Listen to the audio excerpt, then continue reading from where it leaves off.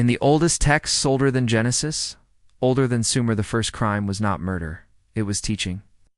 Long before kings walked the earth, before even the whisper of empire, the sky split open like torn silk, and they came. Not with swords, not with fire, but with eyes like moons and voices like wind chimes sunk in black water. They were not called angels then, not yet. In the tongue of the deep sands, they were called Ermheder, which means those who look back too long.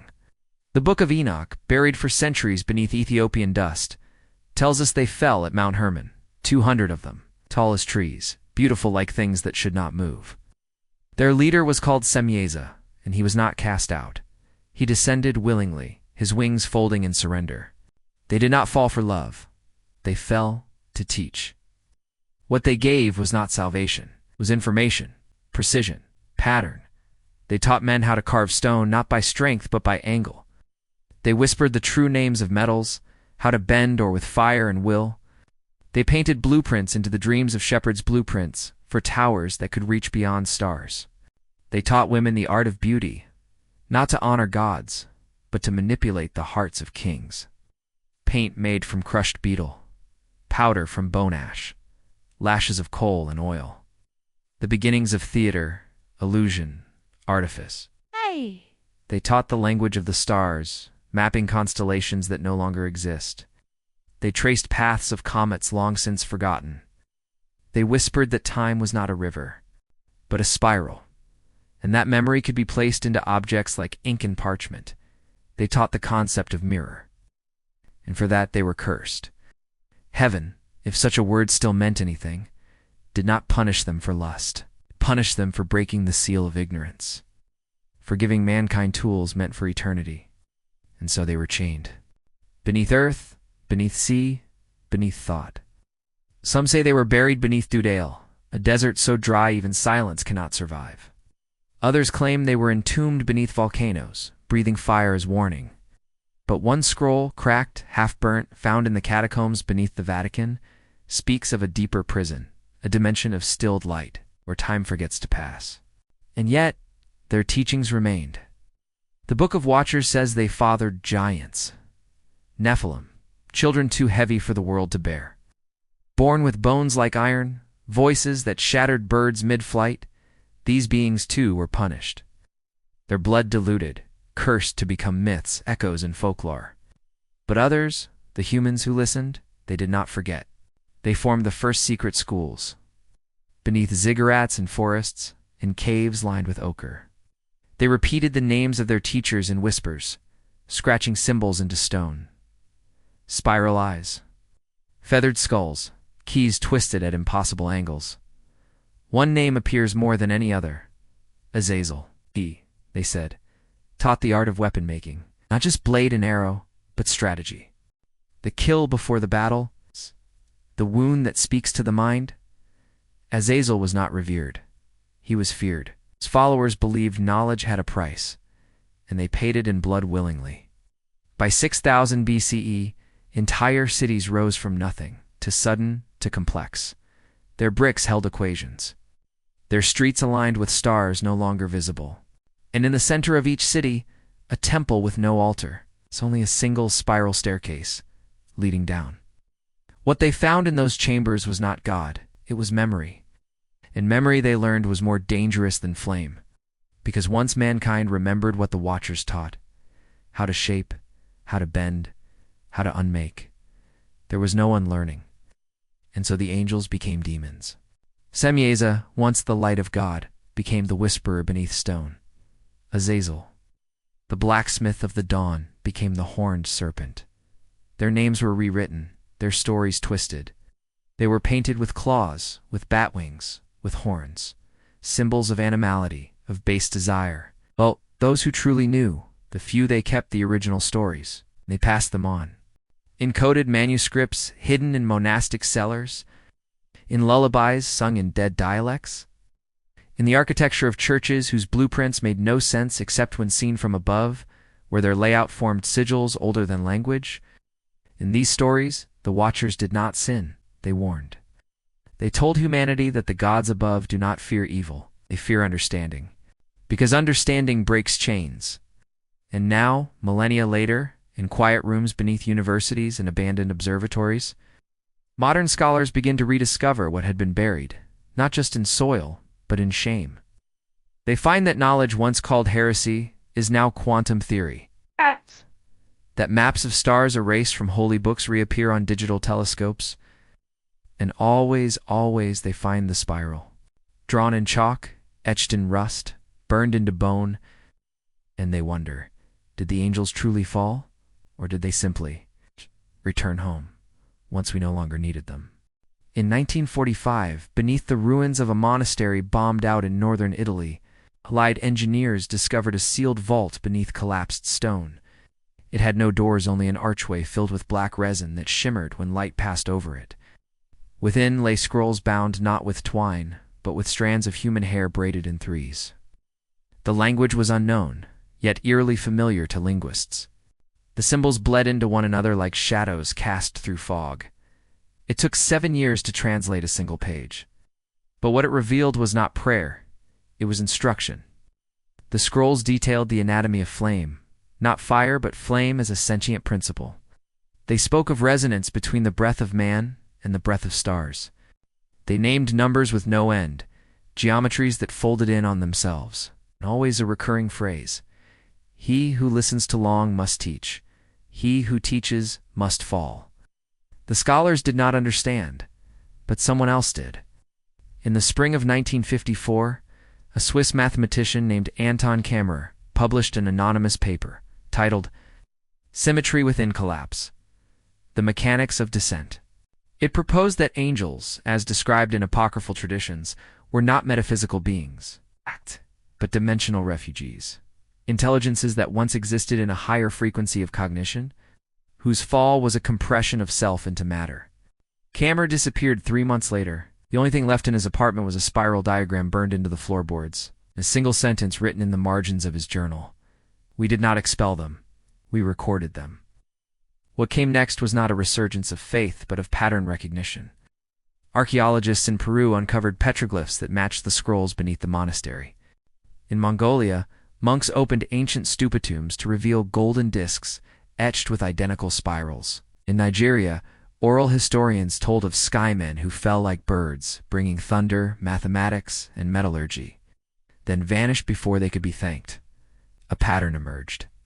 Every time humanity leaped forward, not in centuries, but in days, there was a trail of light, a fall, a whisper, the fall of Nineveh, the fire at the Library of Alexandria, the destruction of Nalanda, the dissolution of the Mayan priesthood, the burning of the Serapeum. Moments in time when vast knowledge was erased, not by accident, but by design. Not to hide it from mankind, but to hide mankind from it. Because somewhere along the line, someone remembered what the Watchers had said. Understanding breaks chains, but not all chains should be broken. In 1979, a radio telescope in Greenland picked up a signal on a non-repeating frequency, a pulse coded in what researchers initially mistook for white noise. But a Hungarian physicist later realized the noise was actually directional language, a blueprint for the harmonic structure of matter. He suffered a stroke 3 hours later and died with his mouth open in mid-sentence, as if speaking to something no one else could hear. The blueprint was buried. Literally, government sealed the records in a data vault beneath ice and scrubbed the event from public record. But a copy was made, passed from hand to hand like an infectious idea. And it began to appear in places it should not. Tattooed on the backs of dead men, carved into stone tablets where no tools existed, etched in rust across the beams of abandoned Soviet silos. And in the journals of those who studied the blueprint, one phrase always surfaced, usually written unconsciously at the page's edge. We remember what we were taught. We hunger for the second lesson. In 1997, an AI research lab in Tokyo fed ancient sacred texts into a neural net. After 3 days of silence, the machine generated a single sentence. The ones who fell taught you how to build. The ones who rise will teach you how to become. They shut the machine down, but not before its cooling system failed and left a burn mark on the metal casing, shaped unmistakably like a feathered spiral. Something was happening. Not in the shadows, but in plain sight. Yet no one could agree on what. Religious institutions condemned it as heresy. Scientists refused to acknowledge it altogether. But the fringe, the scholars at the edges of tenure, the mystics with microscopes, the whisperers who walked between academia and insanity, they began to gather. They called themselves echoes of dissent. They were not a cult. They did not worship. They remembered. They believed the Watchers had never truly left, that their knowledge had been encoded into reality itself, that time, matter, even consciousness were scaffolds erected by the fallen ones to prepare humanity for something it could not yet name, something beneath language. They studied ancient architecture and modern data structures alike, tracing the same spirals, the same ratios. They found that the layout of Stonehenge matched the processing patterns of neural AI, that the Great Pyramid's dimensions mimicked the vibrational resonance of specific gamma rays, that crop circles weren't messages, but reminders, mathematical fingerprints left by hands too old to bleed. And through it all, one phrase continued to echo. The first gift was fire.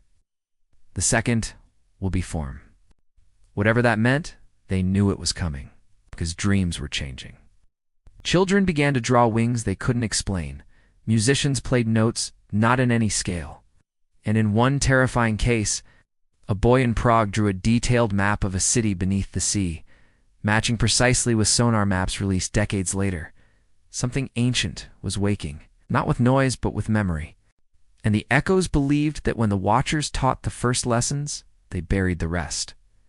Not out of cruelty, but out of caution. That the forbidden knowledge was not forbidden because it was dangerous, but because it was transformative, irreversible. And the question was no longer if mankind would rediscover it, but whether we would survive what came next. His name was Dr. Elias Rome. He wasn't a mystic, nor a heretic, nor a believer. Mind made of equations, a mind made of equations in silence. In 2009, he was brought to a private facility, beneath, where strange fluctuations in Earth's magnetic fields had begun forming patterns. What disturbed scientists wasn't the anomaly itself, but that the patterns echoed human EEG waves. The Earth, it seemed, was thinking, dreaming, remembering. Rome was tasked with finding the source. What he found instead was something buried beneath the ice, a sphere, not metal, not stone, organic but dead, pulsing like something that had once been alive and had not yet finished dying.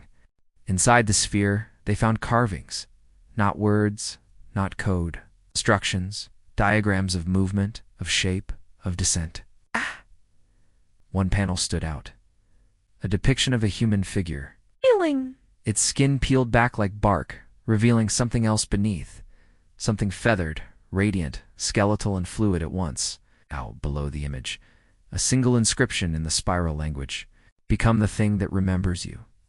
That night, Rome dreamed of wings, not as metaphor, but as anatomy.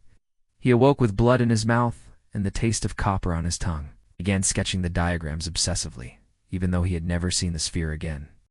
He wrote in languages no one taught him. When his colleagues confronted him, he could no longer explain his equations, because he no longer thought in numbers.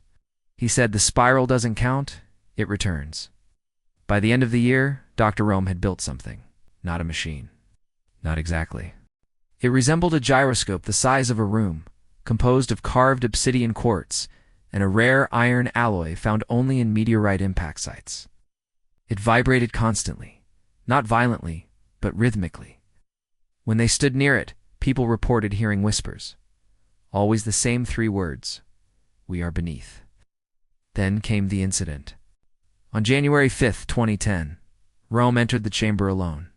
He activated the device manually. Surveillance cameras captured 12 seconds of footage before shorting out. Ow.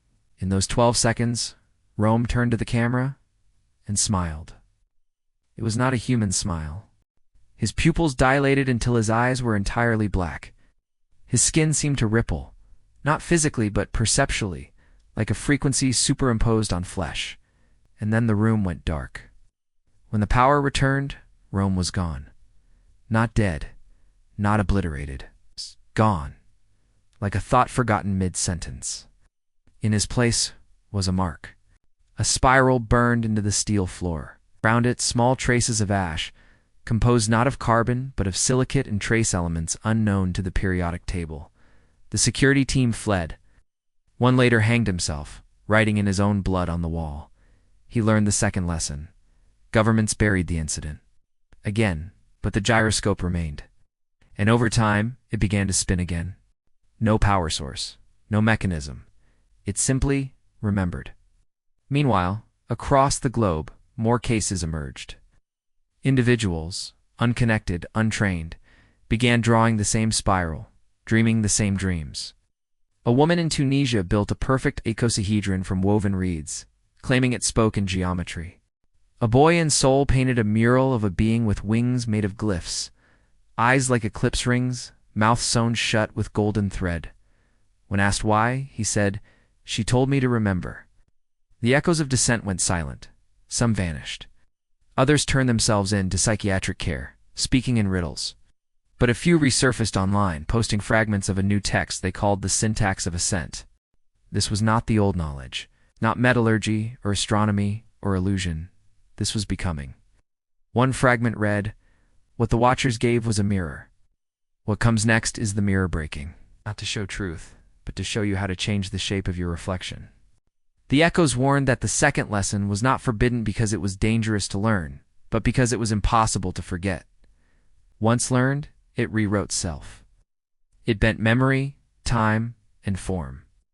It turned man into conduit, conduit into vessel, vessel into threshold. And once you became threshold, something else could come through. Rome's gyroscope was no longer alone. Other devices began to activate spontaneously. Relics that had no prior function now emitted sound, motion, resonance. Crop formations became fractal.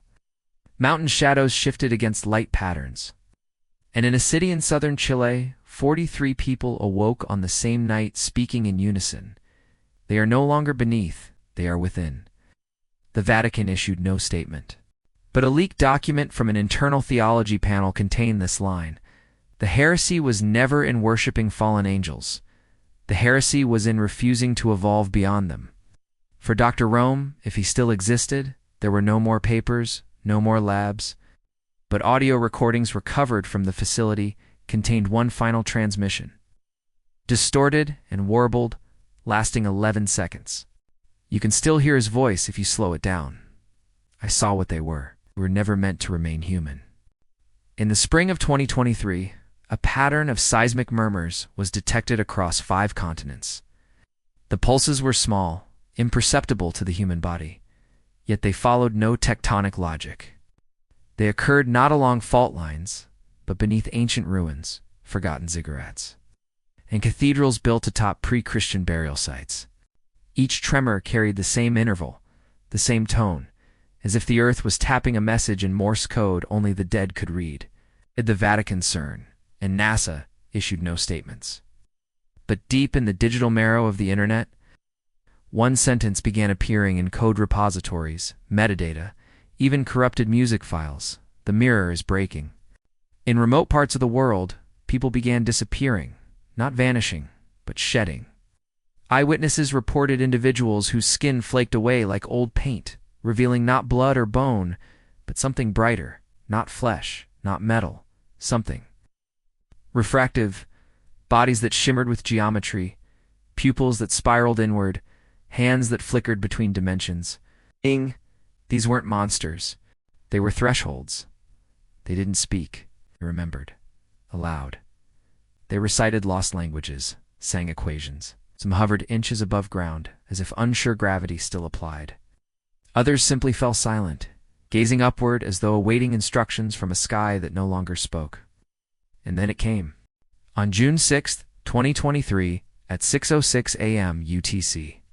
Every satellite pointed at the sun recorded a brief, inexplicable anomaly. The solar corona flared in a perfect spiral. No sunspots, no storms. Just symmetry. For 1.8 seconds, the sun pulsed in a pattern identical to Rome's gyroscope. The transmission that followed was received by radio dishes in Peru, Iceland, Namibia, and Kazakhstan. It was not sound, not signal, it was memory, compressed, interlaced. Raw supercomputers attempted to decrypt it. What emerged was not a message, but a map, not of geography, of form. It was a blueprint of post-human anatomy. No heart, no spine. Only cores of light orbiting a central spiral, surrounded by lattice structures like wings, like tendrils, like consciousness, set free from meat. One researcher went mad. Another tried to follow the instructions, twisting their limbs until the joints shattered. A third simply walked into the sea, whispering, "We were made in their image, not to worship but to become." The echoes of dissent resurfaced one final time. Their message was brief. This is the second lesson. The angels did not fall. They seeded, and now the seeds remember the sky. By then, something had already begun to spread. Children were born with spiral irises.